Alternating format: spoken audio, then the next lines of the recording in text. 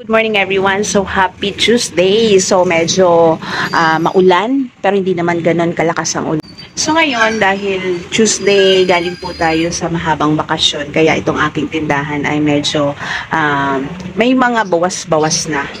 Kaya kailangan nating mag-restocks na naman.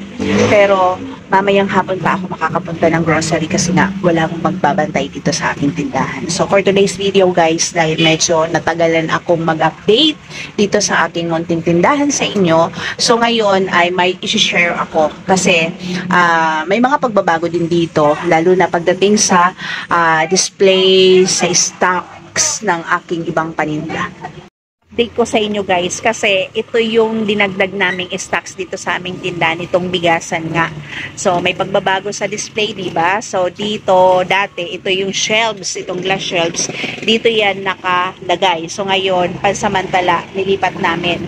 So i-transfer namin itong bigasan dito. So dito na nakalagay, naka-display para kitang-kita na mga dumadaan na mga prospect na customer natin, syempre sa bigas. So, dito guys, meron tayong 4 na slot ng bigasan, lagay ng bigasan. Meron tayong 4 na klaseng bigas. Yan pala guys ay local rice saka imported rice. Kasi merong mga naghahanap ng imported rice at may naghahanap din ng mga local rice. So, depende sa gusto ng ating mga customer.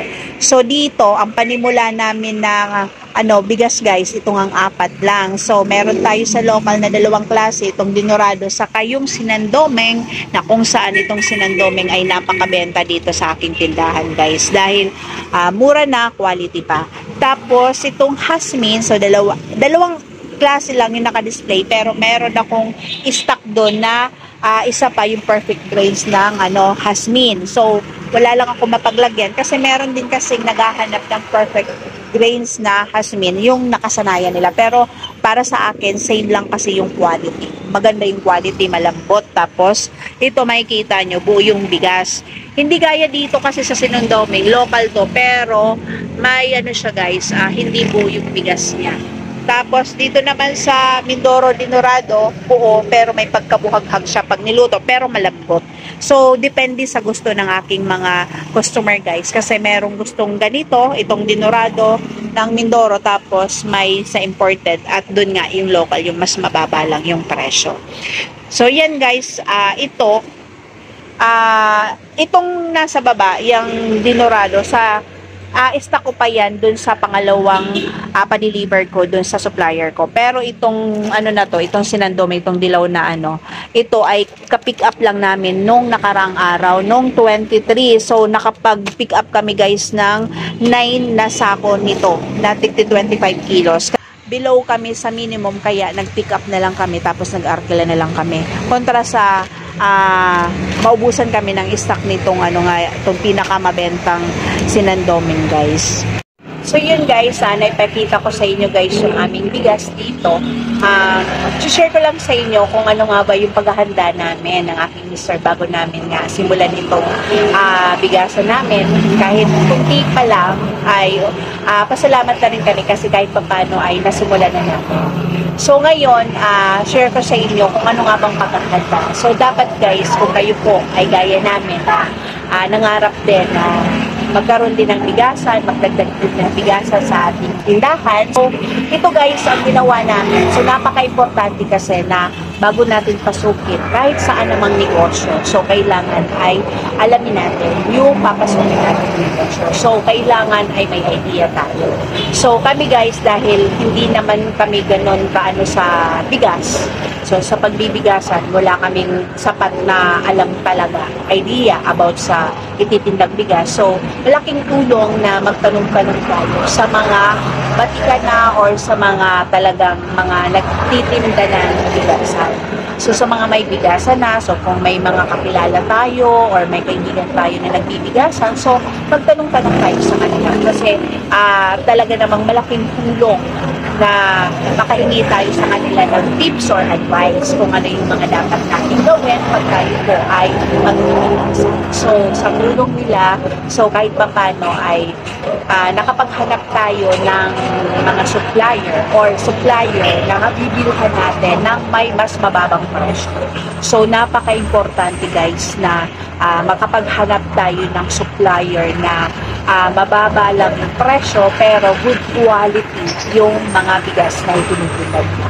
So, malaking tulong yon sa ating panimula na makapagtinda tayo ng mababa lang yung presyo ng bigas na itinitinda natin pero quality. So, dahil dito sa aking based sa observation ko dito sa aking mga paninda na bigas, so okay naman yung feedback, okay yung status ng sale, sa una mababa pero pataas na yung sales namin. So, paano namin yan nalalaman? Dahil dito sa aming logbook. So, minomonitor namin yung daily sales para malaman namin kung ano ba yung mga bigas na mabenta at kung ilang bigas ba yung nadadagdag bawat araw sa pagbibenta namin ng bigas. Tapos, monitor syempre namin yung sales. So, alaking tulong guys na nagre-record tayo ng daily sales ng ating paninda. So, doon namin na-trace or doon namin nalalaman kung ano yung mga mabibentang bigas para napaglalaanan namin ng stocks. So, tulad niyan. So, yun nga yung unang purchase namin guys ay nagsimula kami noong August 4. So, yung initial na kuna namin doon ay naka 14,820 kami. So, 4 na klaseng bigas lang yon, take na 3 sako. Tapos, noong August 12, dahil nga paubos na yung stocks namin, para maka-avail din syempre kami ng free delivery again. Kasi malaking tulong yan para hindi na tayo umupa pa ng magpipick up ng bigas natin. So, hindi na mababawasan yung ating tutubuin dun sa mapopurchase natin bigas. So, nag-avail ulit kami ng free delivery. Kaya lang, dun sa supplier namin guys, may minimum na na bigas na bibilhin natin para free delivery tayo.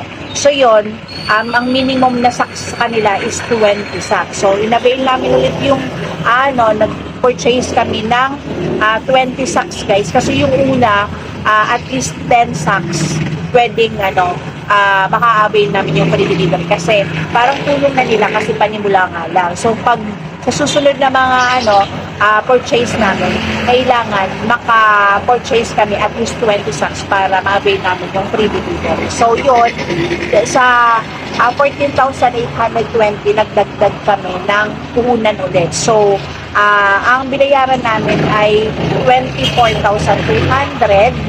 Tapos, nung nakaraan, dahil nga sa napakabenta nga nung Sinandoming, yung mababang presyo lang ng bigas ko dito, yung TP51, so napakabenta niyan. So, naubusan kami ng stock. Kaya nung August 24, so yan, August 24, so nag-pick up na lang kami guys. Bumili kami ng 9 sacks na 25 kilos lang nitong Sinandoming guys. Kasi yun lang yung kaya ng namin na akila namin price. So, yan yung status ngayon ng aming bigas guys. So, ito lang yun, share ko lang sa inyo na kailangan ay sa panimot pag nagsimula tayo ng bigasan, so consider natin yung importante yung quality ng bigas, yung presyo ng mabibilhan nating bigas, tapos yung pagmamarkup natin. So, dito kasi sa akin guys, share ko na rin sa inyo kasi isa ito sa marketing strategy ko. Kasi nagsisimula lang ako sa bigasan, so kailangan kong maka-build up or maka-gain ng maraming customer. So, dun sa pagmamarkup ko ng bigas ay mababa lang yung markup ko. So, nagano lang ako guys sa retail ko ng 5 pesos. Tapos, pag 25 kilos naman, so nagdi-discount tayo ng basta tumubo lang ako ng 100 pesos sa isang 25 kilos. So, yun yung aking pagmamarkup sa aking bigas. Kasi, guys, napaka-importante. Lalo na pag tayo po ay nagsisimula pa lang, tapos meron tayong mga nauna ng mga katabing bigasan. So, anong ilalaban natin sa kanila? So, yun lang yung ating pang-ano doon na kailangan yung presyo natin ay talagang tatatak sa mga mapapadaan dito sa ating bigas. So yun, dahil sa feedback din, kaya nalaman ko rin na malaking tulong talaga, effective talaga yung presyo ko ng bigas ko, yung pagmamarkup ko sa mababang presyo lang, mababang markup. So sabi nila, ate, ang baba ng presyo ng bigas mo, tapos good quality pa. Kaya yun yung aking guys, yung status ng sales ko ay pataas na ng pataas. So yun naman yung i-share ko sa inyo ngayon. So sa mga nagbabalak guys na magdagdag ng bigasan, so yun, pag-aralan nyo, so maghanap tayo ng mga supplier na mabibilhan ng may mas mababang presyo tapos good quality para yung ating bigas ay hindi may stock, tapos mapaikot natin ng maayos yung ating puhunan. Kasi ang laki ng puhunan natin sa bigas talaga guys. So hindi biro ang puhunan natin sa bigas. Maliit lang yung, mababa lang yung maintenance natin, hindi gaya ng sari-sari store na mataas yung maintenance, monthly maintenance natin kasi meron tayong mga basta madami tayo yung mga binabayaran sa sari-sari store, doon yung kuryente, basta ang dami. Sa bigas, pag naka-purchase ka ng bigas, okay na yan, ibibenta mo na lang yan, plastic lang guys, okay na. So kung nag-rent kayo ng utos, ng pwesto, so yun lang. So hindi ganun kataas yung maintenance sa pagbibigasan. So yun lang naman yung update ko ngayon guys. I hope na nakakuha kayo ng idea dito sa share ko sa inyong panimula kong pagbibigasan. So hanggang dito na lang ang aking vlog guys. Thank you for watching. See you on my next vlog. And God bless us always. Happy selling po sa aking mga kapwa kasali dyan. I love you all.